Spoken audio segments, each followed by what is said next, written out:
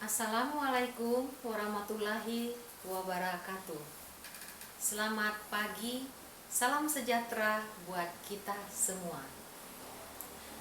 Puji dan syukur kita panjatkan kehadirat Tuhan Yang Maha Esa. Atas berkat dan rahmat-Nya lah kita dapat berkumpul di tempat ini dalam keadaan sehat walafiat.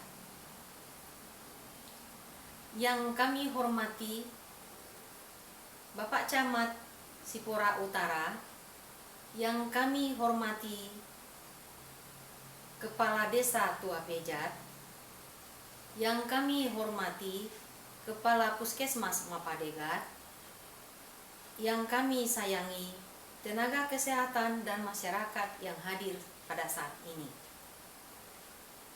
Pada awal bulan Desember 2019, sejumlah pasien dengan penyakit tidak dikenal berdatangan ke Rumah Sakit Pusat Wuhan, Cina.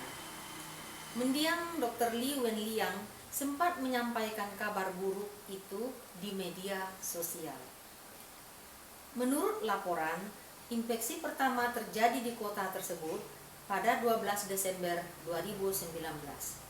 163 orang yang melakukan kontak dengan ke-59 pasien kemudian ditelusuri. Tanggal 31 Desember 2019, otoritas Cina melaporkan kasus pneumonia jenis baru. Belakangan diidentifikasi disebabkan virus corona jenis baru kepada Organisasi Kesehatan Dunia (WHO). Cina menyerahkan laporan tersebut beserta catatan infeksi pada 59 orang di kota Wuhan, Provinsi Hubei, Cina. WHO telah menetapkan wabah Corona COVID-19 sebagai pandemi global dan meminta semua komunitas dunia bekerja sama untuk mengakhiri masa-masa sulit ini. Pada 11 Januari, 2 hari setelah WHO mempublikasikan prosedur deteksi virus corona baru, kematian pertama dilaporkan di Cina. Tanggal 15 Januari, WHO memperingatkan potensi penyebaran virus berdasar bukti penularan antar manusia. Rumah sakit di seluruh dunia diminta waspada. Hari yang sama di Indonesia, Menteri Kesehatan Terawan Agus Putranto menghimbau semua pihak di dalam negeri waspada. Pelabuhan dan bandara disiagakan. Tanggal 20 Januari, kasus pertama di luar Cina dilaporkan di Jepang, Korea Selatan, dan Thailand. Tanggal 23 Januari, pemerintah Cina memberlakukan kebijakan lockdown di kota Wuhan. Kekhawatiran dunia makin meningkat. Tanggal 28 Januari, Indonesia menetapkan travel warning ke Provinsi Hubei.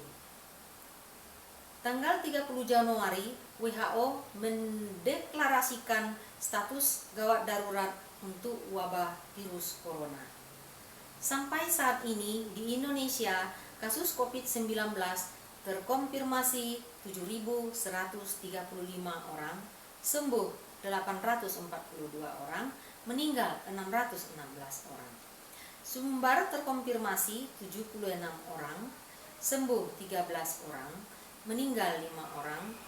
Mentawai terkonfirmasi 2 orang, sembuh 2 orang, meninggal 0 orang. Penanggulangan yang sudah dilakukan di Indonesia.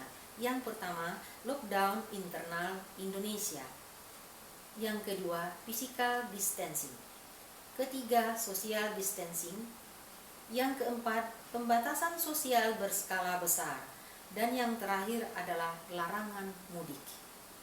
Dampak yang ditimbulkan yaitu dampak sosial, dampak ekonomi, psikologi, dan lain-lain. Bapak Ibu yang kami hormati, dengan kondisi saat ini tentu kita semua menjadi panik. Akan tetapi pemerintah Indonesia sudah mengeluarkan protokol kesehatan penanganan COVID-19. Protokol ini dijalankan oleh tenaga kesehatan di lapangan dan perlu diikuti masyarakat. Yang pertama, siapa yang berpotensi terpapar virus corona? A. Riwayat perjalanan internasional. orang yang memiliki perjalanan 14 hari yang lalu. B. Pernah kontak pasien positif COVID-19. C. Pasien terkonfirmasi positif COVID-19. 2. Apa yang perlu dilakukan jika memenuhi dua kondisi tersebut?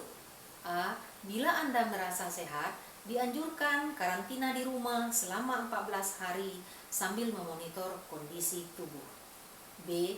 Bila merasa tidak sehat dan timbul gejala, segera lapor ke petugas kesehatan atau hubungi Hotline Center Corona 119 untuk mendapatkan rujukan pasien ke fasilitas layanan kesehatan. 3. Gejala apa yang perlu diperhatikan? A. Demam lebih 38 derajat Celcius. B. Batuk dan pilek. C. Sakit tenggorokan. D. Sesak atau gangguan pernapasan. 4. Apakah perlu langsung ke layanan kesehatan? A. Apabila gejalanya ringan, utamakan menghubungi Hotline Center Corona, rumah sakit rujukan terdekat untuk mendapatkan informasi mengenai langkah selanjutnya. Sambil mencari informasi ini yang perlu dilakukan. A. Tetap hindari keluar dari rumah. B. Istirahat yang cukup. C. Banyak minum air putih dan makanan bergizi. D. Cuci tangan dan bersihkan barang hidup ber-PHBS. E. Gunakan masker. Yang kelima, kapan mencari bantuan medis tambahan? A. Bila gejala yang dirasakan cukup parah, misalnya sesak napas berat. B.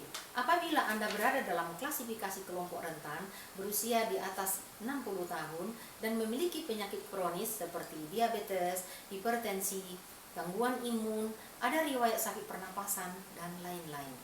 Yang keenam, apa yang dilakukan bila gejala berlanjut dan harus ke fasilitas kesehatan? A. Gunakan masker saat keluar rumah.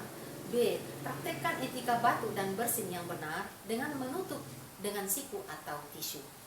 C. Hindari menggunakan transportasi publik. 7. Bagaimana tahapan screening pasien di fasilitas kesehatan? A. Sebelum memberikan perawatan, tidak memenuhi kriteria pasien dalam pengawasan, dirawat inap atau rawat jalan, tergantung diagnosa dan keputusan dokter. B. Jika memenuhi kriteria pasien dalam pengawasan COVID-19, dirujuk ke salah satu rumah sakit rujukan, didampingi oleh tenaga kesehatan yang menggunakan alat pelindung diri di rumah sakit rujukan. C. Spesimen pasien diambil untuk pemeriksaan laboratorium dan pasien akan ditempatkan di ruang isolasi spesifik, dikirim ke Badan Penelitian dan Pengembangan Kesehatan di Jakarta. Untuk di Sumatera Barat sudah ada di UNAN. Hasil pemeriksaan akan keluar dalam 24 jam. Jika hasilnya negatif 2 kali, pasien akan dirawat sesuai dengan penyebab penyakit. Jika positif, maka pasien akan dinyatakan sebagai penderita COVID-19. Diambil sampel setiap hari. Jika pemeriksaan sampel 2 kali berturut-turut hasilnya negatif, pasien dinyatakan sembuh. Itulah informasi dan protokol kesehatan untuk masalah COVID-19. Assalamualaikum warahmatullahi wabarakatuh. Terima kasih.